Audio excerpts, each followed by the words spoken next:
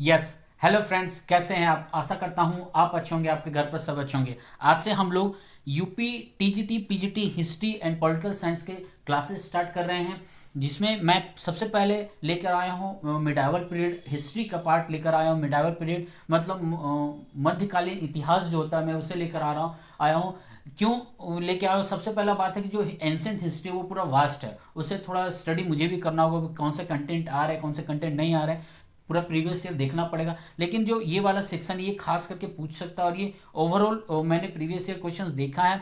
Normal normal से question और previous year question मैंने ग्रुप में मैंने भेजा, तो वहां पर देखा कि वन लर्नर टाइप का क्वेश्चन 70 to 80% है। बाकी आपके जो मैच द फॉलोइंग है या फिर क्या बोलते हैं उसे, कथन एंड कारण, जो एसर्शन एंड रीजन वाले जो क्वेश्चंस होते हैं उस टाइप के क्वेश्चंस आते हैं। तो इसलिए मैंने आज इसके लिए थोड़ा स्टडी खुद भी किया, क्वेश्चंस देखे, तो मैंने डिसाइड किया कि मिडावल पीरियड से मैं पहले स्टार्ट करूंगा, फिर मैं इंसेट में वापस जाऊंगा, फिर मॉडर्न देखूंगा। वर्ल्ड हिस्ट्री का सिलेबस मुझे फिर से देखना है, आ रहा है या नहीं आ रहा, पूरा सिलेबस पता नहीं, अभी टाइम है, फॉर्म आप लोग डालिए, ठीक है।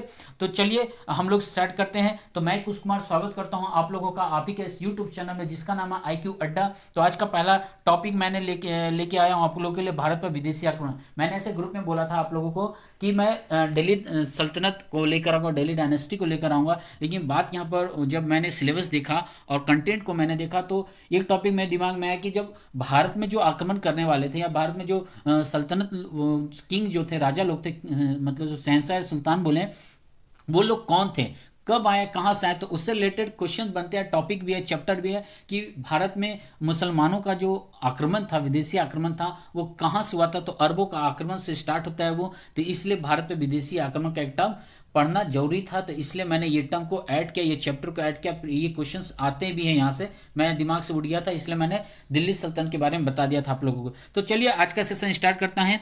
तो सेशन में मैंने क्या क्या ऐड किया मैं बताया। तो सबसे पहले मैं आप लोगों को पढ़ाऊंगा अरबों का आक्रमण के बारे में, ठीक है। उससे पढ़ाने के बाद मैं इस्लाम धर्म की ओर आऊँगा। इस्लाम धर्म क्यों लेके आऊँगा, ये जो अरब वाले लोग थे वो कौन थे, किस धर्म को मानते थे, उनकी प्रैक्टिसेस क्या थे, उनके प्रिंसिपल्स क्या थे, उनके जो ये धर्म था उनको उनको कौन इस्टेब्लिश किया था, कहाँ इस्टेब्लिश हुआ था, कब इस्टेब्लिश हुआ था, है ना, उसका स्थापना कौन किए थे, वो कौन थे, उनका जो रूल था वो छोटे से टर्म में हम समझेंगे। इसलिए मैंने इस्लाम को लेके आया, क्योंकि ये लोग इस्लामिक थे। फिर मैं वापस आऊंगा, मैं तुर्कों लोग का भी आक्रमण था, गजनवी के बारे में आपने पढ़ा होगा, गौरी के बारे में आपने पढ़ा होगा, पूरा डिटेल देखेंगे हम लोग। तो चलिए मैं स्टार्ट करता हूँ आज का सेशन, ठीक है। अरबों के आक्रमण, भारत पर अरबों के आक्रमण से, ये हिंदी इंग्लिश दोनों पर, ये किसी भी कॉम्पिटिटिव एग्जाम के लिए लाभदायक, तो जरूर देखिएगा इसे, ठीक है। मैं ज़्यादा टाइम ले रहा हूँ तो सॉरी, बताना जरूरी है, आज पहला क्लास है, ठीक है, इसलिए ये हिंदी इंग्लिश दोनों में ये हर कोई देख सकता है। तो चलिए मैं क्लास आज का स्टार्ट करता हूँ। आज पहला सेक्शन है,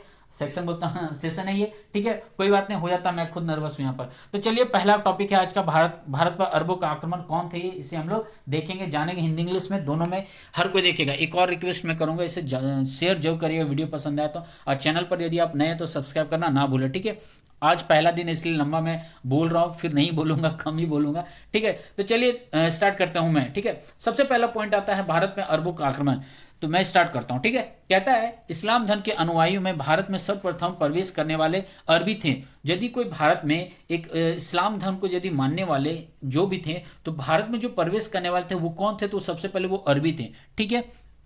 एक इतिहास यहाँ बताया गया कि भारत और अरब का रिलेशन बताया गया कि भारत और अरब का बीच में जो संबंध थे हमारी, ये प्राचीन काल से व्यापारिक संबंध बना हुआ है। ये सवाल पूछा हुआ है, जब मैं खुद बिहार पब्लिक सर्विस कमीशन दिया था, तो कब दिया था, पिछले वालों में दिया था, तो उसमें से एक क्वेश्चन आता हुआ इसी से रिलेटेड था, है ना। तो व्यापारिक संबंध रहा था। अब बात होता है कि ये संबंध कहाँ, जो प्राचीन समय से लेकर के 7वीं सदी तक या शताब्दी तक ये जो संबंध था, ये पश्चिमी समुद्री तट से था। क्यों पश्चिमी समुद्री तट से था, मैं बता देता हूँ। सपोज दैट ये इंडिया का मैप है, मैं यहीं पर ड्रॉ कर देता हूँ, ये इंडिया का मैप है, आपको पता चल रहा है ना, ये इंडिया का मैप है, ठीक है। तो हमारा कोस्टल रीजन क्या है, समुद्री तट क्या है, ये नीचे वाले पोर्शन में है, ठीक है, यहाँ तक। तो इस रीजन में सबसे पहले आपको पता होगा पंजाब सिंध है ना। सबसे पहले मोहम्मद बिन कासिम ने सिंध पर आक्रमण किया था 712 में, ठीक है। तो ये जो सिंध वाला सेक्शन जो हमारा, जो पाकिस्तान से सटा हुआ है, हमारा गुजरात हो जाएगा, इधर पाकिस्तान हो जाएगा, इसके ऊपर अफगानिस्तान चला जाएगा, तो इधर से सबसे पहले आक्रमण हुआ था। तो इस वाले जो पोर्शन में थे, यहीं पर हम लोगों का बंदरगाह था, ठीक है। बंदरगाह से आयात निर्यात हुआ करता था, तो इसलिए यहीं पर से संबंध जोड़ा गया है। क्लियर यहाँ पर। तो व्यापारिक संबंध पहले हम लोगों का अरब के साथ था, बट 7वीं या 8वीं सदी। एक और चीज मैं क्लियर कर देता हूँ, ठीक है। डेट बहुत लोगों को कंफ्यूज करता है, मैं अभी क्लियर करता हूँ। यदि कोई बोलेगा 8वीं शताब्दी, तो याद रखिएगा 701 से स्टार्ट होगा वो, ठीक है। ये 8वीं सदी चलना शुरू कर रहा है। ये जा करके पूरा जब 799 जब खत्म हो जाएगा, 799 ये पूरा पूरी आपको जाकर खत्म हो जाएगा 800 शताब्दी। यदि वो 800 के बाद ये 800 पूरा स्टार्ट यदि हो जाएगा, तो ये आपको कहलाएगा 9वीं सदी। क्लियर है ना। तो डेट ऐसे हम लोग बोलते हैं। तो 8वीं सदी में ही क्या बोलते हैं, अरबों का आक्रमण भारत पर हुआ था, ठीक है। आगे क्या कहता है, आगे आगे क्या कहता है, अरब पहले मुसलमान आक्रमणकारी थे जिन्होंने भारत पर आक्रमण किया था। भारत पर आक्रमण करने वाले सबसे पहले अरब अरब मुसलमान है, पहले वाले टर्म से ही ये लिया गया है, ठीक है। आगे कहता है, मकरान के मरु प्रदेश के समतली मार्ग से ही वे सिंध में प्रवेश करने में सफल हुए थे। यहाँ ध्यान दीजिएगा, जब आपने पढ़ा होगा भारत में जो सिंध के जो राजा थे दाहिर थे, आपको पता होगा उस समय क्या था, सिंध और पंजाब में पूरा किला से ये पूरा बंद था। ये मान लीजिए सिंध है, इसे चारों तरफ से किले से बंद कर दिया गया था, ठीक है। होता क्या था कि अरब जो सैनिक थे या फिर जो खलीफा ले थे, उनको पता नहीं था कि भारत की जो सैन्य व्यवस्था पूर्णतः किस प्रकार की है। तो उनको रास्ता भी नहीं मिलता था कि वो किस तरफ भारत से अटैक कर पाए। लेकिन एक काम क्या हुआ, ये जो मरु प्रदेश बोला गया, समतली मार्ग जो बोला गया, यहाँ पर से क्या था, यहाँ से व्यापार ज़्यादा खास करके हुआ करते थे। आपको पता होगा अरब से वहाँ पर रेगिस्तानी एरिया है ना, तो इसलिए लोग उधर से आया करते थे। तो उनको पता था कि हमें यदि एंट्री करने का मौका मिला, अंदर घुसने का मौका मिला, तो यही एक मार्ग है। दूसरा मार्ग पड़ेगा आपको बंदरगाह पड़ेगा, देवाल का बंदरगाह पड़ता है, ठीक है। वहां से घुसे, वहां से भी उन्होंने आक्रमण किया था, अटैक किया था। तो आपको सवाल यदि पूछे हो तो कहाँ से एंट्री किया था, तो ये टर्म आप याद रखिएगा जरूर से जरूर, ठीक है। क्लियर यहाँ तक। आगे बढ़ता हूं मैं, क्या कहता है, फोर्थ पॉइंट कहता है यहाँ पर, फोर्थ पॉइंट कहता है, मोहम्मद साहब के अधिकारी उत्तराधिकारी, ठीक है, उमैयाद जिसे कहते हैं। उमैयाद यदि आपको कुछ कुछ बुक में ये वर्ड मिलेगा, कुछ कुछ बुक में नहीं मिलेगा, तो कंफ्यूज मत होइएगा। इसे नॉर्मल टर्म में यदि याद करना है तो ये नीचे मैंने दे दिया है, मैं अभी बता दे रहा हूँ क्या है, ठीक है। जो मोहम्मद साहब के जो उत्तराधिकारी खलीफा जिसे कहते थे हम लोग, इसके बारे में समझाऊंगा, इस्लाम के बारे में जब मैं पढ़ाऊंगा अभी, ठीक है। तो उसके सेनापति एक थे। कौन थे सेनापति? सेनापति का नाम था मोहम्मद बिन कासिम। ये कहाँ का था? तो ये ईरान का था। उस समय ईरान को फारस के नाम से जाना जाता था। तो आपसे सवाल कर सकता है कि ईरान का पुराना नाम क्या है? तो फारस था, याद रखिएगा। और मोहम्मद बिन कासिम कहाँ से आया था या कहाँ का था? तो ईरान फारस का था, याद रखिएगा। इन्होंने भारत पर आक्रमण करने वाला पहला अरब मुस्लिम था। कौन था? मोहम्मद बिन कासिम था। वो कौन था? मोहम्मद साहब पैगंबर के उत्तराधिकारी का एक सेनापति था, ठीक है। क्लियर यहां तक। अब यहां पर मैंने नोट करके यहां पर लिख दिया है, उस वक्त, मतलब उस वक्त है ना, मतलब जब 712 के समय में जो आक्रमण किया था मोहम्मद बिन कासिम ने, उस वक्त का बात कर रहा है। ईरान का खलीफा कौन था? अल हजाज था। मतलब वहां का जो सुल्तान था कौन था? अल हजाज था, ईरान का, याद रखिएगा। तो मतलब अल हजाज के सेनापति ये थे मोहम्मद बिन कासिम। क्लियर है। उन लोगों का नाम एक से ज्यादा भी रहता है, ठीक है। एक और नोट करके मैंने यहाँ पर डाल दिया है कि 600 से ज्यादा महिलाओं को गुलाम बनाकर ले गया था। जो मोहम्मद बिन कासिम जब भारत पर आक्रमण किया था, तो उस आक्रमण के दौरान में यहाँ के भारतीय लोगों को यह आक्रमण क्या होता है, इसका इतिहास बड़ा लंबा है, डीप हमें पढ़ना नहीं। हम कमीशन का एग्जाम नहीं दे रहे हैं, हम टीचर का एग्जाम दे रहे हैं, टीटी हाई स्कूल लेवल का ये, ठीक है। तो ज़्यादा डीप मत घुस के पढ़िएगा, नहीं तो भाई वो हिसाब हो जाएगा ना, फिर अरब का युद्ध में ही आप डूबे रह जाएंगे एक सप्ताह, है ना, ये हिसाब हो जाएगा। लेकिन हमें बहुत सारा पढ़ना, वास्ट सिलेबस है, इसलिए मेन मेन पॉइंट हम लोग देखेंगे। ये टर्म यूज किया जाता है कि महिलाओं को उठा के ले गया था, कितने 600 से ज़्यादा महिलाओं को वो बंदी बना, गुलाम बना करके ईरान ले गया था, ठीक है। वो ये मौका कब लगा था मैं बता ही देता हूँ, चलिए शॉर्ट में बताता हूँ। देखिए मोहम्मद बिन कासिम को मौका कब लगा था युद्ध करने का या फिर भारत पर आक्रमण करने का? समुद्री जहाज के लुटेरे, आपने कहानी सुना होगा, मूवीज बने उसमें। तो समुद्री जहाज के जो लुटेरे थे, कहा जाता है कि 8 पानी के जहाज जा रहे थे, उसमें एक्सपोर्ट इंपोर्ट का काम चल रहा था, उसी में कुछ महिलाएं थी। लोग आयात निर्यात के साथ खुद भी ट्रेवल किया करते थे। तो उसी के दौरान इसने फायदा उठाया, मौका देखा, वो हमला किया, अटैक किया, उसको लूटने किया। उसको लूटने के चक्कर में हमारे तरफ भी अटैक कर देता है। क्लियर है। तो उसी जहाज में ये महिलाएं लोग थी, उसी के संदर्भ में याद है। एक टर्म मैंने यहाँ भी ऐड कर दिया है, ये क्या है, पूरा ये जो मोहम्मद बिन कासिम, उसका पूरा ये नाम है, आप पढ़ लीजिएगा, ऐसे आने वाला नहीं है, लेकिन क्वेश्चन देने वाला ये दे दिया तो पागल ही होगा, ऐसा नहीं देगा, ठीक है। पागल नहीं बोलूंगा मैं, बैड मैनर्स ही समय ना, कोई अधिकारी क्वेश्चन सेट करते हैं, मैं कैसे इसे बोल दूं, ठीक है। कोई बात नहीं, मुंह से कभी निकल जाता है, ठीक है, सॉरी मैंने बोल दिया। आगे कहता है मोहम्मद बिन कासिम का जन्म कब हुआ था, ये सवाल यदि पूछ दिया तो है ना, इसलिए मैंने इसे ऐड कर दिया। तो इसका जन्म था 31 दिसंबर को। वह कौन सा दिन था, सोचिए, साल का अंतिम दिन में ये जन्म लिया था। एक ऐसा डेट है जो आपको भूलना नहीं चाहिए। साल का अंतिम दिन 31 दिसंबर को जन्म लिया था। कब था? 695 तराइन में। तराइन कहाँ पर? ये अरबी प्रायद्वीप में पड़ता है, याद रखिएगा, ये अरबी प्रायद्वीप में पड़ेगा। अब इसकी मृत्यु कब होती है? तो इसका मृत्यु होती है 14 जुलाई 715 को ही हो जाती है। इसने मृत्यु के से पहले जब भी भारत पर आक्रमण किया था उस दौरान इसने एक उपाधि धारण किया था। उपाधि का नाम क्या है? अमीर उपाधि था। ठीक है, अमीर कहते हैं, आमिर नहीं, सॉरी, ठीक है, आमिर नहीं कहते, अमीर है ये। ठीक है, तो अमीर की उपाधि धारण करते ही हर एक टर्म पूछ सकता है। अमीर की उपाधि ये पूछ सकता है मोहम्मद बिन कासिम ने कौन सा उपाधि धारण किया था? सुल्तान का, खलीफा का, अमीर का, बादशाह का, बादशाह का। बादशाह कौन था? याद रखिएगा, बाबर के टर्म में आते हैं। ठीक है, हाँ, जन्म मृत्यु पूछ सकता है। वो उनका जन्म कहाँ हुआ था? तो तराइन में हुआ था। ये कहाँ पड़ता है? तो अरबी प्रायद्वीप में पड़ता है। क्लियर यहाँ तक? आगे पांचवा पॉइंट क्या कहता है? 712 ईस्वी में मोहम्मद बिन कासिम ने सिंध पर सफल आक्रमण किया था। सबसे पहले उसने थट्टा के पास स्थित देवल बंदरगाह, ये सिक्स कहाँ से आ गया, हटाइए इसे। ठीक है, देवल बंदरगाह को अपने अधीन किया था। मैंने अभी जस्ट बताया, देवल बंदरगाह से उसने अटैक किया था, क्योंकि किले पूरे चारों तरफ से बंद थे। उनको पता नहीं था कि यहाँ पे सैन्य व्यवस्था कैसा है। अच्छा, अटैक करने के पीछे कारण भी मैंने दे दिया है। चैप्टर मैंने ठीक से ऐड किया, मैंने जहाँ तक लगा जो जो प्रीवियस ईयर में पूछे गए उसके संदर्भ में मैंने कंटेक्स्ट को ऐड किया। ठीक है, तो ये कहाँ से कब अटैक किया था? तो सिंध पर सबसे पहले अटैक किया था 712 में मोहम्मद बिन कासिम ने। तो कहाँ से अटैक किया? तो देवल बंदरगाह है। ठीक है, वहीं पर से उसने हमला किया था, आक्रमण किया था। क्लियर यहाँ तक? अब यहाँ पर बात, एक और पॉइंट है, कहता उस वक्त सिंध का शासक कौन था? दाहिर था। अब दाहिर कौन था इसके बारे में मैंने बता दिया है। दाहिर एक ब्राह्मण वंश का एक राजा था। ठीक है, क्वेश्चन पूछा हुआ है। कब क्वेश्चन पूछा हुआ ये भी मैं बताता हूँ। मैं खुद जब टीजीटी का एग्जाम दिया था, किस स्टेट का दिया था ये दिमाग से उठ रहा है। ठीक है, लेकिन उसमें पूछा गया, मैं टेट का एग्जाम एक बार दिया था तो। ठीक है, और ये किस वंश का था, चाहे प्रैक्टिस में मैंने बनाया था, ये प्रीवियस ईयर था, इतना श्योर हूँ मैं। आगे कहता है, हाँ, उस वक्त सिंध का शासक, जो सिंध इंडिया में था, भारत से, हमारे प्यारे भारत से लगा हुआ था। ठीक है, उस समय उसका शासक कौन था? दाहिर था। तो जिसने 712 में कासिम से, कौन? मोहम्मद बिन कासिम से युद्ध किया।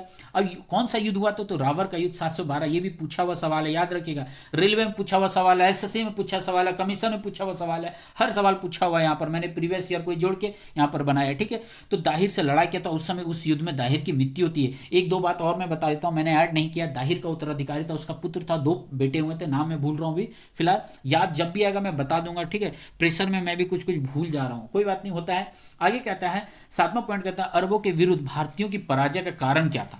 कारण क्या था? देखिए, सैन्य व्यवस्था तो भले उसकी ठीक थी, लेकिन जो वहां का शासक, यदि कहीं का शासक वीक हो जाता है तो टोटल चौपट हो जाता है मामला। तो यही हुआ था। दाहिर के साथ क्या था? उसका एक नकारापन था, मतलब वो इग्नोर करता था। अच्छा चलिए ठीक है, मैनेज हम लोग कर लेंगे, इस टाइप का बिहेवियर था उसका। सबसे बड़ा लॉस। दूसरा, वो एक भविष्य वक्ता नहीं था, दूरदर्शी नहीं था। एक कहा जाता है एक अच्छा लीडर कौन होता है, देश का शासक कौन होता है? जो भविष्य वक्ता हो, दूरदर्शी हो, और एक पंक्चुअल होना चाहिए उसे, समझदार होना चाहिए उसे, प्रशासनिक ज्ञान होना चाहिए उसे, है ना, सैन्य व्यवस्था का ज्ञान। इसका मतलब ये नहीं कि वो ताकतवर हो, है ना, इट डजेंट मैटर, बट उसे हर चीज का ज्ञान होना चाहिए, विशेषज्ञ होना चाहिए, अपने क्षेत्र का विशेषज्ञ, अपने जिस साम्राज्य में रहता है वहां के साम्राज्य की भाषा का विशेषज्ञ होना चाहिए, जो जो धर्म है उसके साम्राज्य में उस धर्म का विशेषज्ञ होना चाहिए, हर चीज जानना चाहिए लगभग उसे। ओवरऑल एवरेज के पॉइंट ऑफ व्यू से मैं कहूँ तो, है ना। आपने देखा भी होगा बहुत को विशेषज्ञ होते हैं आज के टर्म में भी। ठीक है, जैसे कि आप हमारे प्रेजेंट टर्म में देखें, नरेंद्र मोदी जी को कहा जाता है कि ये हिंदूवादी विचारधारा, उनके हिंदूज के बारे में बहुत ज़्यादा कॉन्सेप्ट उनको पता है, और वेदांता के बारे में उनको कॉन्सेप्ट पता है, और आर्य समाज के बारे में बहुत कुछ पता है उनको, बहुत सारे टर्म यूज किया जाता है। ठीक है, तो उनके साथ प्रॉब्लम क्या था? वो एक नकारापन था उनका स्वभाव में। दूसरा, अदूरदर्शी था, यही कारण बन गया था उसका पतन, कारण हो गया था सिंध का पतन का कारण ये बन गया था। क्लियर यहाँ तक? आगे कहता है, और कासिम, कासिम मतलब मोहम्मद बिन कासिम। ठीक है, कासिम ने सिंध व मुल्तान पर विजय पाया था, तो 2 जगह पर तुरंत वो विजय प्राप्त किया था। कब किया था? 712 ईस्वी में। सिंध का शासक ताहिर ब्राह्मण वंशीय एक राजा था। ताहिर हो गया यहाँ पर, एक्चुअली दाहिर होना चाहिए यहाँ पर। ठीक है, टाइपिंग मिस्टेक है। ठीक है, दाहिर, ठीक है, यहाँ पर दा होगा, मैं क्लियर कर देता हूँ। हाँ, दाहिर, ठीक है, ब्राह्मण वंशीय राजा था। ठीक है, ये प्रीवियस ईयर में ये भी पूछा हुआ सवाल है। ठीक है, यहाँ तक क्लियर है? ठीक है, वीडियो पसंद आ रहा है तो लाइक शेयर कमेंट जरूर करिएगा, और चैनल पे यदि आप नए तो सब्सक्राइब करना ना भूले, याद से करिएगा। ठीक है, आप लोगों के लिए मैं मेहनत कर रहा हूँ, याद रखिएगा एकदम दबा कर शेयर करिएगा। देखिए यहाँ पर मैंने इंग्लिश में दे दिया, इंग्लिश वाले कोई भी स्टूडेंट हैं तो जरूर देखिएगा। शुरुआत में हिंदी देख करके भाग मत जाइएगा, ठीक है। मैं इसलिए बोल देता हूँ हिंदी इंग्लिश दोनों में, इंग्लिश वाले जरूर देखिएगा। मैं धीरे धीरे यहाँ पर स्क्रॉल करता जा रहा हूँ, ठीक है। आप स्क्रीनशॉट लेकर के देख लीजिएगा, ऐसे हिंदी में आप समझ ही रहे होंगे मैं क्या बता रहा हूँ, ठीक है। आगे चलते, उद्देश्य, उद्देश्य क्या था इसका, ये टर्म ऊपर आ जाना चाहिए था, नीचे जाना था, कोई बात नहीं। आखिर उनका उद्देश्य क्या था, उद्देश्य को मैं बताने से पहले एक बार मैं क्लियर कर देता हूँ। देखिए भारत को या ये भारतवर्ष को या फिर हिंदुस्तान को शुरुआत से कहा गया सोने की चिड़िया। अरब वासियों को पता था कि हमारे पूर्व तरफ एक देश है, एक जगह है जिसे हम लोग हिंदुस्तान उन लोग कहते थे, ठीक है। भारत नाम के लोग जानते थे, भारत प्रदेश के नाम से जानते थे। उनको पता था कि ये सोने की चिड़िया, यहाँ पर कीमती जवाहरात हैं, यहाँ पर समृद्धि, यहाँ पर सब कुछ संपन्न है। आपको पता होगा महाजनपद, आपने पढ़ा होगा हिस्ट्री में, आपने पढ़ा होगा मगध के बारे में पढ़ा होगा, आपने दक्षिण भारत के बारे में पढ़ा होगा, आपने इधर बंगाल के बारे में पढ़ा होगा, बिहार के बारे में पढ़ा होगा, सब कुछ उसमें क्या था, कन्नौज के बारे में आपने पढ़ा होगा। तो उसमें पूरा समृद्ध था। तो अरब वाले लोगों का नजर पड़ चुका था यहाँ पर लूटने का, कि यहाँ से हम धन संपत्ति लूट करके अपने यहाँ वापस ले जाएं। वहाँ के अरब के खलीफा का एक मकसद भी ये था कि यहाँ से उसको लूट कर ले जाना है। एक्चुअली इसका इंटेंशन शुरू से ही गलत रहा है, ठीक है। मैं ज़्यादा कमेंट नहीं करूंगा, ठीक है, कुछ लोगों को बुरा लग सकता है इसलिए, ठीक है। तो इसका उद्देश्य क्या था, तो शॉर्ट में मैंने बता दिया, धन संपत्ति लूटना था। लेकिन किताबों में क्या एक्सप्लेन किया जाता है, तो किताब में ओवरऑल एक्सप्लेन किया था भारत में उद्देश्य क्या था इनका, अपने अरब राज्य का विस्तार करना था। क्योंकि मान लीजिए आपका साम्राज्य यहाँ तक फैला हुआ है, तो कोई भी ना कोई चाहेगा कि ये फैले, ऐसे करके आगे बढ़े, है ना, और फैले, ऐसे करके और फैले। तो वो लोग सब चाह रहे थे, तो अरब साम्राज्य का विस्तार करना एक उनका उद्देश्य था। दूसरा, पहला तो मैंने बता दिया, तो लूटने का था, आक्रमण। उनको पता था कि यहाँ पर भारत प्रदेश नाम का कोई देश है जो समृद्ध है, पूर्णतः समृद्ध है। वहाँ के शासक, आपको आपने पढ़ा होगा यहाँ पर जब मौर्य पीरियड में पढ़ा होगा, ठीक है, उसमें सिकंदर भी जब आक्रमण करने आया तो उनको भी हालत खराब हो गया था। उनको पता था सेल्यूकस निकेटर को कि यहाँ का शासक बहुत ताकतवर है ना, इनकी सेनाएं बहुत व्यवस्थित हैं। दूसरा एक इसका पॉलिसी का उद्देश्य क्या था, इस्लाम धर्म को फैलाना, प्रचार प्रसार करना, इनका एक और ऑब्जेक्टिव था, ठीक है। इंग्लिश में मैंने यहाँ पर दे दिया, इंग्लिश वाले जरूर देख लीजिएगा, ठीक है। आगे चलते इसका परिणाम क्या होता है, क्या भुगतना पड़ता है जब जब ये अटैक करता है हमारे देश में, तो क्या परिणाम उसके देखे जाते हैं। इसके बहुत सारे परिणाम क्यों मैं बता दे रहा हूं, याद रखिए। यदि आपसे कारण कथन पूछा, यदि आपसे कारण कथन पूछा तो आपसे जरूर ये पूछ देगा। यदि इस चैप्टर से क्वेश्चन आएगा तो इससे जरूर सवाल करेगा। मैं यदि क्वेश्चन बनाने वाला रहूं तो मैं जरूर यहां से क्वेश्चन पुटअप करूंगा, क्योंकि इससे जानकारी होता है कि सबसे पहले इस्लाम हमारे धरती पर, ये जो आर्य समाज का धरती या जो भारत प्रदेश का जो धरती है, मुसलमानों का जो कदम हुआ था, कदम पहला आया था, तो यहीं से आया था। इससे सवाल बनना चाहिए, ठीक है। कहता क्या परिणाम क्या होता है। सबसे पहला परिणाम मैंने यहां पर लिया है, सिंध क्षेत्रों में अरबों ने सर्वप्रथम दिरहम का सिक्का चलाया। सबसे पहले उन्होंने क्या किया, दिरहम का सिक्का पहले चलाया। टैक्स के मामले में भी काम किया था, मैं बताऊंगा कौन सा टैक्स लागू किया था, ठीक है। जजिया लगाया था, ठीक है, एक्सप्लेन मैं करता हूं क्या था जजिया। तो दिरहम का सिक्का चलाया था। पूछेगा आपसे कि दिरहम का सिक्का कब लागू हुआ था, तो 712 के मोहम्मद बिन कासिम के द्वारा लागू किया था। ये सब चीज याद रखिएगा, भूलिएगा नहीं। दूसरा यहाँ पर कहता है खजूर की खेती यहाँ पर भारत में शुरुआत हुआ था। क्या होते हैं, डेट पाम बोलते हैं उसे, है ना।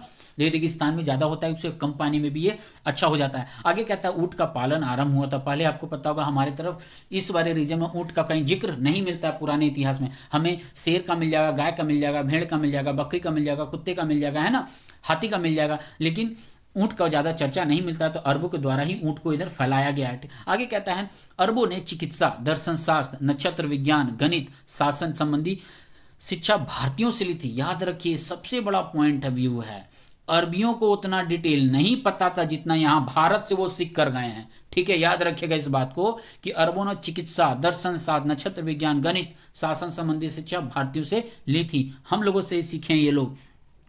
तीसरा कहता है यहाँ पर खलीफा मंसूर। अच्छा, एक वहां का एक खलीफा था। खलीफा में फिर से बताता हूं, अरब मोहम्मद साहब पैगंबर के बाद जो भी उत्तराधिकारी वो उसे खलीफा कहते हैं, मतलब सुल्तान, ठीक है।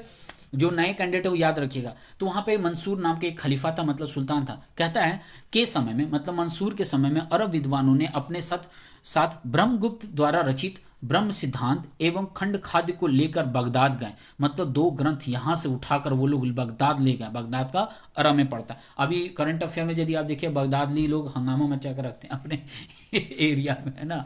जहां कोई कुछ किया भाई साहब ठोक देना है, सोचना नहीं, है ना। तो कहता कि बगदाद है और अल फजारी ने भारतीय विद्वानों के सहयोग से इन ग्रंथों का अरबी भाषा में अनुवाद भी करा था। अल फजारी कौन थे? उनके एक विशेषज्ञ थे इनका मंसूर का। उन्होंने क्या किया था, इन सब किताबों को अरबी भाषा में अनुवाद करवाया था। तो मंसूर का यदि टाइम पीरियड भी पूछेगा तो यहाँ पर मैंने दे दिया है 753 टू 774। आगे चलते हैं हम लोग, बहुत लंबा वीडियो बनेगा तो उसके लिए मैं पहले ही सॉरी बोल देता हूँ, लेकिन पढ़ाना जरूरी है, ठीक है।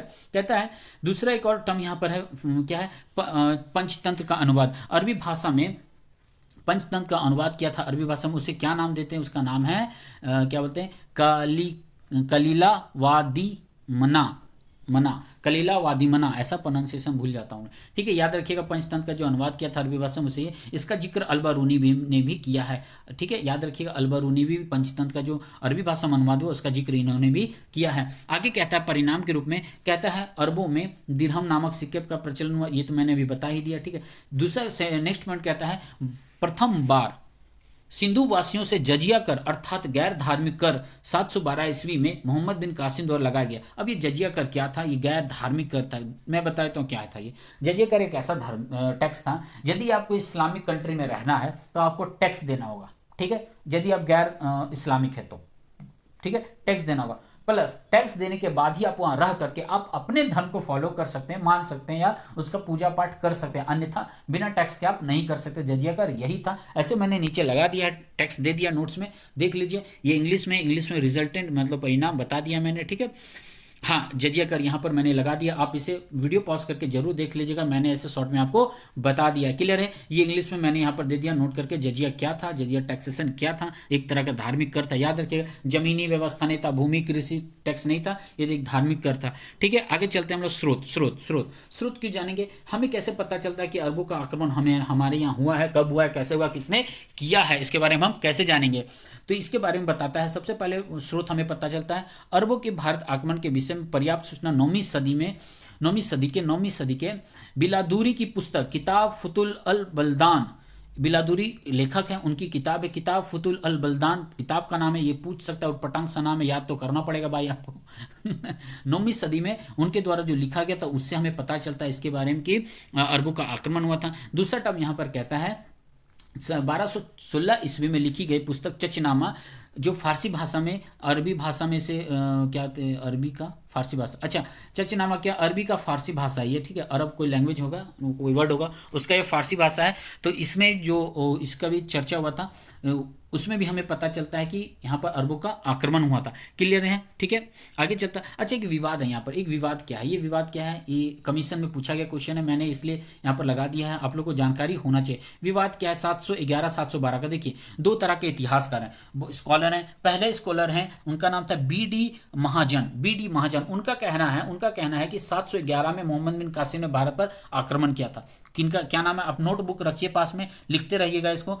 बी डी महाजन का कहना है 711 में आक्रमण किया था। लेकिन एक इतिहासकार है हरिश्चंद्र वर्मा, ठीक है, उनका कहना नहीं 712 में मोहम्मद कासिम ने आक्रमण किया था। तो 712 ही वैलिड है, एनसीईआरटी में 712 ही कहता है। अब हम इस्लाम धर्म की ओर चलते हैं, यहां तक क्लियर है, समझ में आया आपको। अरबों का आक्रमण मेन टर्म मैंने समझा दिया। डीप आपको स्टडी करना है तो आपके पास जो भी नोट्स आप स्टडी जरूर करिएगा, ठीक है। इतना में आई थिंक आधा घंटा बीत गया होगा, कोई बात नहीं, चलते हैं क्या कहता है, देखते हैं इस्लाम धर्म के बारे में। इस्लाम धर्म एक अरबी भाषा है जिसका अर्थ होता है ईश्वर के प्रति आत्मसमर्पण करना, ठीक है। इस्लाम का मतलब होता है आत्मसमर्पण करना, क्लियर। यहां तक मैंने इंग्लिश में दे दिया। अब मैं क्लियर करता हूं, इसे एक्सप्लेन करता हूं क्या है। कहता है पहला पॉइंट, 7वीं शताब्दी में सऊदी अरब में इस्लाम नामक एक नए धर्म का उदय हुआ और इसका विस्तार उत्तरी अफ्रीका से अरब प्रायद्वीप और ईरान तक फैला, ईरान और भारत तक फैला। तो 7वीं शताब्दी में सऊदी अरब में एक इस्लाम नामक नया धर्म का उदय होता है जो जाकर के अफ्रीका से लेकर अरब के प्रायद्वीप, ईरान और भारत में फैलता है। दूसरा कहता है इसे कौन स्टैब्लिश किए थे, तो इसको स्टैब्लिश करने वाले थे पैगंबर मोहम्मद साहब स्टैब्लिश किए थे, इसको स्थापित किए थे। उन्होंने इस धर्म का उपदेश दिया, जो प्रिंसिपल दिए इन्होंने ही दिया है, ठीक है। तीसरा पॉइंट कहता है इस्लाम एक ईश्वर की उपासना करता है। अच्छा, इस्लाम एक ईश्वर की उपासना करता है, याद रखिए इस्लाम धर्म में जो एक ईश्वरवाद को मानता है, एक ईश्वर के कॉन्सेप्ट को फॉलो करता है, ठीक है। ये भी क्वेश्चन पूछा गया है, मैं ज़्यादातर प्रीवियस ईयर को उठा के टेक्स्ट में बनाया और हर तरह railway, SSC, teacher, C TET, J TET, जो भी हो, बी टेट हो, यूपी टेट हो, राजस्थान टेट हो, आसाम टेट हो, है ना, सबको मैंने लपेट छपेट के स्टडी किया, तब मैंने ये बनाया है, ठीक है। टीचर का एग्जाम इसलिए मैंने टेट पर ज़्यादा फोकस किया था, ठीक है। और जो यूजीसी नेट है मैंने वहाँ से कुछ फोकस किया है, ठीक है। तो हाँ, उपदेश दिया था। अच्छा, इस्लाम क्या करता है, एक धर्म को उपासना करता है, इनका प्रमुख ग्रंथ कौन सा है, तो कुरान है। ये सब आपको पता होगा, फिर भी मैंने ऐड कर दिया। आगे क्या कहता है, कहता है मुसलमानों का विश्वास है कि स्वयं ईश्वर ने कुरान की शिक्षा मोहम्मद साहब को दी थी। अच्छा, वहां पर अरबी वर्ड में हम कहेंगे शिक्षा को इल हम कहते हैं, इल्हम कहते हैं, इल्हाम कहते हैं, ठीक है। शिक्षा कहते हैं अरबी भाषा में। तो मुसलमानों का विश्वास है कि ईश्वर ने, गॉड ने खुद, अल्लाह ने खुद मोहम्मद साहब पैगंबर को इसको इस्लाम धर्म की शिक्षा दी थी। उनका ये विचारधारा है। क्लियर है यहाँ तक इस्लाम धर्म के बारे में किसने स्टैब्लिश किया है, ठीक है। अच्छा, एक चीज याद ऐड कर लीजिए, स्टैब्लिश कब होता है, 622 डेट माना जाता है, 622, ठीक है। मैं यहाँ लिख नहीं पा रहा हूँ, ठीक है। 622 याद रखिएगा, याद रखिएगा, यहाँ पर हुआ था स्टैब्लिश। ये इंग्लिश में मैंने दे दिया, इंग्लिश वाले देख लीजिए, स्क्रीनशॉट ले लीजिए, मैं 2 सेकंड के लिए रोक ही देता हूँ, ठीक है। अब आ गए हैं मुख्य मान्यता। इनकी मान्यता क्या, इस्लाम धर्म को कैसे मानते हैं, ठीक है। इस्लाम धर्म के बारे में जानना जरूरी है। इसके 3-4 टर्म है। सबसे पहला टर्म है कि वो लोग कहते हैं कि जो हर एक व्यक्ति को, हर एक इस्लामिक व्यक्ति को, मुसलमान को दिन में 5 बार नमाज पढ़ना चाहिए। रमजान के महीने में, जो ईद का महीना होता है उसमें रोजा रखना चाहिए, दान करना चाहिए। दान का कॉन्सेप्ट याद रखिएगा, इस्लाम धर्म में भी ऐड होता है। गलत फहमी मत पालिए कि दान का कॉन्सेप्ट नहीं ऐड होता है, ठीक है। उनमें भी ऐड होता है। जो वो होता है ना, क्या बोलते हैं, बकरीद में वो लोग क्या करते हैं, अपने आस पड़ोस के गरीबों को दान देते हैं, भोजन खिलाते हैं, भोज खिलाते हैं ना। ये अच्छा कॉन्सेप्ट है उनका, ठीक है। आगे कहता है यदि पॉसिबल हो, यदि हो सके तो मक्का मतलब सऊदी अरब की तीर्थ यात्रा करना। क्यों, क्योंकि मोहम्मद साहब पैगंबर का वहाँ जन्म होता है, इनके गॉड हैं। मैं एक तरह से बोले तो मैं भी खुश होता हूँ, किसी का ईश्वर है वो, है ना। लेकिन वही है, आज के टाइम में विवाद चलता है तो बोलने का जरूरत नहीं है मुझे, आप लोग सबको पता है। मैंने नोट करके क्या लिखा है, ये एक थोड़ा सा पंगा यहाँ पर होता है। मोहम्मद साहब का जो जन्म हुआ था उससे रिलेटेड ये कहाँ हुआ था। सबसे पहले याद रखिएगा, इनका जन्म हुआ था मक्का में, ठीक है। मक्का में जन्म हुआ था इनका। यदि नाम को पूछा तो यहाँ पर लिखा हुआ है पैगंबर साहब हजरत मोहम्मद सल्ला, नाम भी याद रखिएगा, पैगंबर साहब हजरत मोहम्मद सल्ला नाम था। जन्म कहाँ था, तो यहाँ का जन्म हुआ था मक्का में। शहर का नाम है मक्का, ये अरब में पड़ता है। कब हुआ था, ये यहाँ पर है 570 कहीं मिलेगा आपको, 571 कहीं मिलेगा। तो जो आपको सही लगे, मैं यदि मेरे तरफ से यदि चलेगा तो मैं 71 को लेकर चलूंगा, ठीक है, क्योंकि मैंने देखा था 70। अच्छा, इनका मृत्यु कब होता, जो आदमी किसी को ईश्वर मानते हैं उनका मृत्यु होना अफसोस लगता है ना, लगना भी चाहिए यार, आपको भी लगेगा क्योंकि आप अपने धर्म के होंगे, ठीक है। खैर, यहाँ पर है उनका मृत्यु कब हुआ, तो उनका मृत्यु था मदीना में हुआ था। कब हुआ था, तो 632 में होता है। याद रखिएगा कब हुआ था, 632 में उनकी मृत्यु हो गई थी। सऊदी अरब में स्थित है, मदीना में। क्लियर यहाँ तक। यहाँ पर मैंने कुछ पिक्चर लगा दिया था, ठीक है, ताकि थोड़ा अट्रैक्टिव बने, शॉर्ट में आपको पता चले क्या है। इसके बाद यहाँ वही चीज़ लिखा हुआ मैंने जो ऊपर समझाया है, ठीक है। इस्लाम का शाब्दिक अर्थ क्या है, यहाँ पर मैंने टैग कर दिया। एक चीज़ यहाँ पर है, थोड़ा धुंधला दिख रहा होगा लेकिन पढ़ लीजिए, ये नोट कर लीजिएगा। मोहम्मद साहब का मक्का से मदीना की यात्रा, जिसे हिजरत नाम दिया जाता है, टर्म पूछा गया है, ठीक है। इंटरव्यू समय ये सब पूछा गया सवाल है, हिजरत टर्म कहाँ से आया, तो हिजरत टर्म यहीं से आया, मक्का से मदीना। उनका जो मूव करना तो इसे हिजरत कहते हैं, ठीक है। और इसी को जो टाइम पीरियड उन्होंने मूव किया है, इसी को उन्होंने माना है हिजरी संवत के लिए उन्होंने माना है, इस्लाम ने माना है, याद रखिएगा, ठीक है। अब ये मक्का मदीना का है, मैंने यहाँ पर दिखा दे रहा हूँ मैं थोड़ा सा, हाँ यहाँ पर आपको दिख रहा होगा, ठीक है। ये मक्का हो गया उनका जो जन्म स्थान है। मक्का से मदीना यहाँ पर मैप लगा दिए, मदीना यहाँ पर, ये सऊदी अरब में पड़ता है। क्लियर है। रियाद सब वहाँ के शहर हैं आज के वक्त में, ठीक है। कतीफा हो गए, कुफा हो गए। मेरे एक फ्रेंड रहता है, ठीक है, कुफा में अभी रह रहा है, ठीक है। वो शायद इंजीनियर का पोस्टिंग पर है, पता नहीं क्या कर रहा है, बट वो वहाँ पर है, अरब में है, ठीक है। अभी कुछ दिन पहले दुबई में था, कोई बात नहीं, आगे चलते हैं। अच्छा, एक और टर्म यहाँ पर काबुल याद रखिएगा, ये भी बहुत फेमस टर्म है। जब मैं सूफी आंदोलन सब जब पढ़ाऊंगा वहाँ पर मैं डिस्कस करूंगा इस सब के बारे में, ठीक है। सो काबुल क्यों फेमस है, अली के पुत्र जो हुसैन था उनका हत्या हो गया था यहाँ पर, ठीक है। इसी के मुहर्रम वो लोग मनाते भी हैं। बहुत सारा कंटेंट है बताने का, लेकिन वीडियो बहुत बड़ा बन जाएगा, इसलिए मैं शॉर्ट में भाग रहा हूँ, लेकिन इंपॉर्टेंट पॉइंट मैं आपको दे रहा हूँ। अब अगला पॉइंट हमारा है क्या, हमारा पॉइंट है अब भारत में तुर्कों का आक्रमण, ठीक है। तुर्किश लोग का जो आक्रमण था ये मूव कैसे हो गया, इससे बीच में आना चाहिए था, ठीक है। अब हम लोग पढ़ेंगे तुर्कों का आक्रमण, तो इसे मैं अगले क्लास में लेकर आऊंगा, ठीक है, तुर्कों का आक्रमण जो है। लेकिन उससे पहले मैं कुछ लेकर आया आप लोगों के लिए। यहाँ पर देखिए तुर्कों के बारे में आक्रमण क्या है, कुछ एक छोटा सा एक ओवरव्यू पहले ही मैं दे देता हूँ ताकि आप लोगों को पता चले मैं क्या पढ़ाने वाला हूँ। सबसे पहले बात, 4-5 सुल्तानों का नाम यहाँ पर जान लीजिए तुर्कों के बारे में। सबसे पहला आता है यहाँ पर है अल्पतगीन नाम है। अल्पतगीन कौन था, अल्पतगीन था गजनबी वंश का संस्थापक रहा है, ये तुर्की था, ये तुर्क साम्राज्य का था, तुर्की भाषा बोलता था, तुर्क का रहने वाला था, ठीक है। अल्पतगीन ये क्या था, गजनी में स्वतंत्र तुर्क साम्राज्य की स्थापना इसने किया था। तो हम इसके बारे में पढ़ेंगे कल, अच्छा से पढ़ेंगे, डीप से पढ़ेंगे। तो ये कौन था? तो गजनी में स्वतंत्र तुर्क साम्राज्य की स्थापना करने वाला था। सवाल पूछ सकता है आपसे कि गजनी में स्वतंत्र तुर्क राज्य की स्थापना करने वाला कौन था? आपके पास 4 ऑप्शन दे देगा, ये नाम दे देगा आपको, ये नाम दे देगा, ये नाम दे देगा, कुछ भी नाम दे सकता है। मोहम्मद बिन कासिम को भी घुसा दे देगा ऑप्शन में, ठीक है।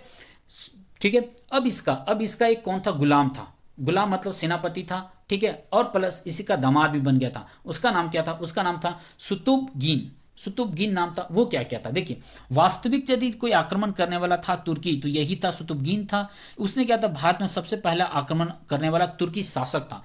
तुर्की शासक का सवाल यदि उठेगा तो सबसे पहले इन्हें नहीं इसने ही आक्रमण किया था। अब इससे रिलेटेड कुछ और पॉइंट यहाँ पर दिया हुआ है। क्या है पॉइंट यहाँ पर देखिए, कहता है 1986 में, मैं जूम कर दूं क्या, या काफ़ी है यहाँ तक? ठीक है, आई थिंक, है ना, यहाँ तक ठीक है। ठीक है, वीडियो बड़ा बन रहा है तो सॉरी उसके लिए, ठीक है। यहाँ क्या कह रहा है, 1986 में सुतुबगीन ने हिंदू शाही राजवंश के राजा जयपाल के खिलाफ एक संघर्ष में भाग लिया था। इसमें जयपाल का पराजय हुआ था।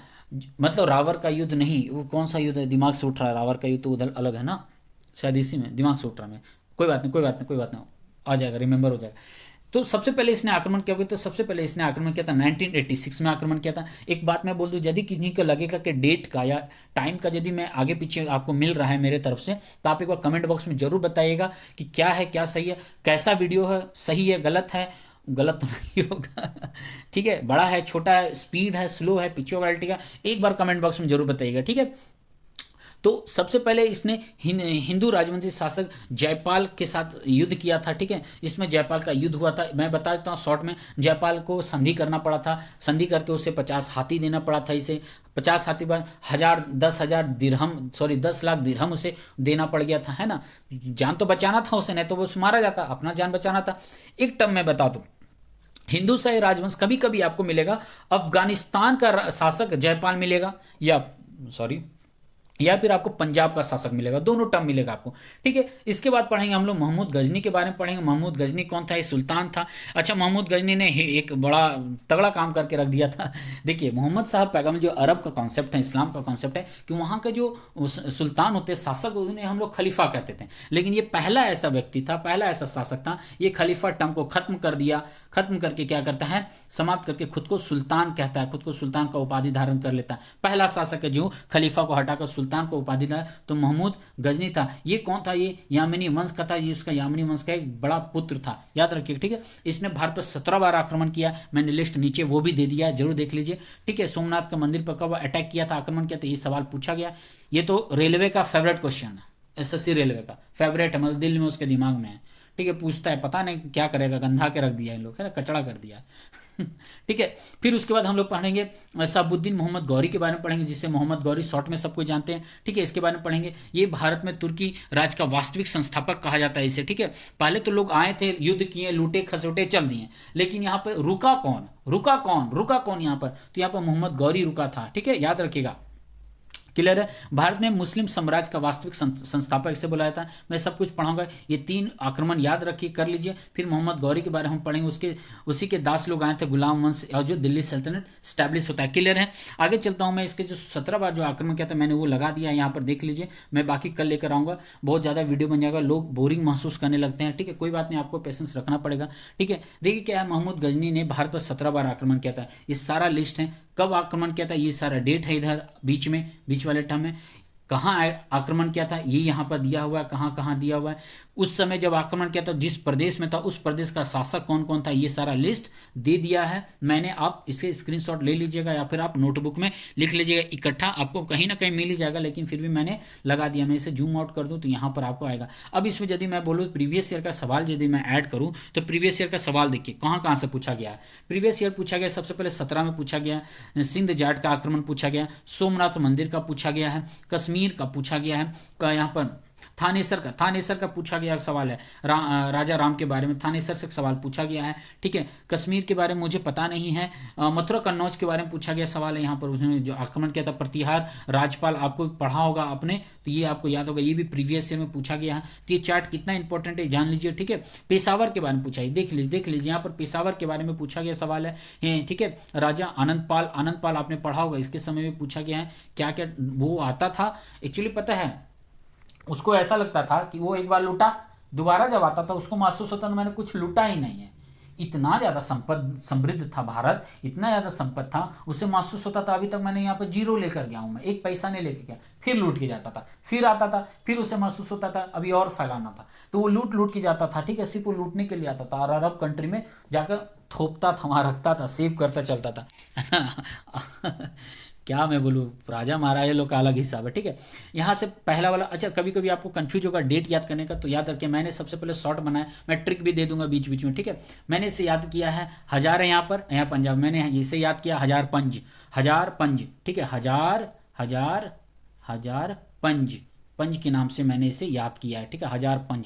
तो सबसे पहले कब अटैक किया था, हजार पंज, मतलब हजार डेट था इसका। ठीक है, डेट है इसका हजार और पंजाब से स्टार्ट किया है। उसके बाद जो डेट आपको कंफ्यूज लगे तो सिंपल से याद है, फोन नंबर की तरह एकदम याद कर लीजिए। ठीक है, एक के बाद 5 6 7 8 9 10 एकदम रपेट लीजिए, फिर आगे चलिए 13 14 15 एकदम खींच लीजिए, फिर बाद में 16 17 छोड़ करके 18 19 खींच लीजिए। फोन नंबर की तरह मैंने याद किया, आप भी से याद कर लीजिए। यदि बात होगा इसका ट्रिक तो मैं इसे ट्रिक भी दे दूंगा। ठीक है, आज मैं इतना ही रखता हूँ। वीडियो पसंद आए तो लाइक शेयर कमेंट जरूर करिएगा। ठीक है, क्या बोलूँ, पहला क्लास है इसलिए मैं ज़्यादा मैं खुद नर्वस हूँ, कोई बात नहीं, अभी इसमें क्या कर सकता हूँ। ठीक है, चलिए ठीक है, कल मिलता हूँ मैं आप लोगों से, आज इतना ही मैं रखता हूँ। ठीक है, वीडियो पसंद है तो लाइक शेयर कमेंट जो करेगा। घर पर रहिए, सुरक्षित रहिए, बड़ों से आशीर्वाद लेते रहिए, छोटों को प्यार देते रहिएगा और कोरोना से बच के रहेगा। ये बोलना जरूरी हो गया मेरे लिए भी, अमिताभ बच्चन जैसा लंबा नहीं बोलूँगा लेकिन 2 सेकंड में जरूर बोलूँगा, बच के रहिएगा। ठीक है, थैंक यू वेरी मच। कल फिर मैं लेके आता हूँ इसे, देखता हूँ मैं आप पॉलिटिकल का क्या कंडीशन करना, चर्चा करता हूँ खुद से, बात विचार करता हूँ अपने फ्रेंड लोग से कैसे कदम उठाना उसके लिए। ठीक है, चलिए फिर मिलता हूँ। Thank you very much. Video को जरूर शेयर करें और चैनल पर नए तो सब्सक्राइब भी जरूर करिएगा, याद से सब्सक्राइब करके बेल आइकन दबाइएगा ताकि जब भी मैं वीडियोस डालूँ आपको नोटिफिकेशन पहुँच जाए। ठीक है, रखूँ मैं, चलिए थैंक यू वेरी मच, जय हिंद।